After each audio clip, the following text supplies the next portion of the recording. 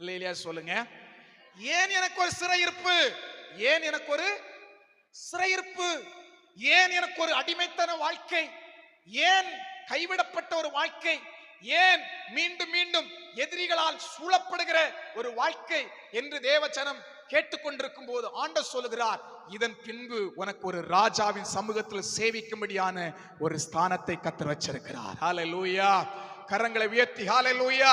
இதற்கு பின்பு நமக்கு என்ன இருக்கிறது? ராஜ சமூகத்தில் சேவிக்கும்படியாய், ராஜாவுடைய அந்த எல்லையில நிற்கும்படியான ஒரு உயர்வை கர்த்தர் வச்சிருக்கிறபடினால அதை நாம் அடையும்படியாய், அதை நாம் சுதந்தரிக்கும்படியாய், அந்த ஸ்தானத்தில் நம்ம ஏறி வரும்படியாய் சில நேரங்கள்ல நாம் நம்மை நாமே ஆமே சோத்ரோ என்ன சொல்வது முடங்கி போனவர்களாக நம்மை நாமே ஏன் எனக்கு இந்த கேள்வி என்று சொல்லி நமக்குள்ளே கேள்வி கேட்கும்படியான சில சூழ்நிலைகளை கர்த்தரே நமக்கு அனுமதி